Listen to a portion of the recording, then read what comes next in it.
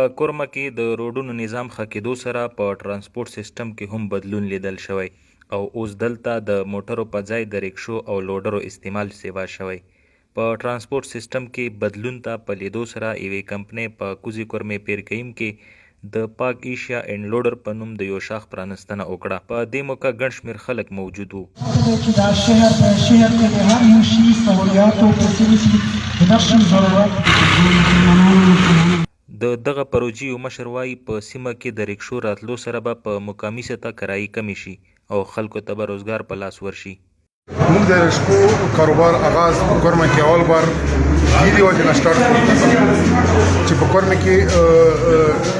ډېر هغه څه دي چې هغه د انسان د وس نه بار دي، لکه کرایې شوي او مثال غربت ویلي دي او انقلاب وویل. الله پاک دې دا زموږ چې کوم آغاز دی دا د الله پاک د عوامو دپاره او موږ دپاره د خیر قدم او سبب جوړ کړي. موږ چونکې پیل ابتدا کې هم د 250 سی سی انجن نه موږ سٹارټ واخیستو. دغه مشر وایي د سیمې د روډونو ساخته په لیدو سره د پیښور یا د نورو ښارونو کې چلیدونکي ریکشو په ځای مضبوطې او پایداره ریکشې راوستي. او په دې کې موږ سره د کمپنۍ والا چې کوم انجینر اکرام صاحب دی او د پاک ایشیا چې کوم چیرمن دی او انجینیر دی، هغه موږ سره په دې کې موږ سره ډېر زیات کومک او هغه وکړو، تعاون وکړو، ځکه چې موږ اول ځل دی چې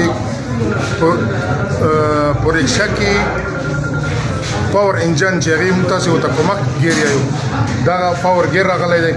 نو هغه یې موږ دپاره جوړ کړو. موږ د دې وجې نه چې دلته زیاتې چوړیانې او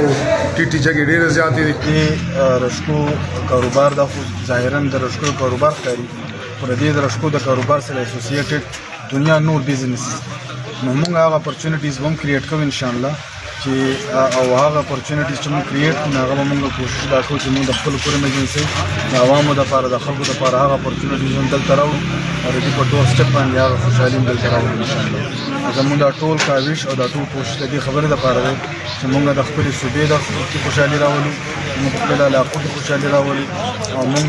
دا یو چیپ سواري ده چې اغوستل یې ارزان، مینټیننس یې ارزان،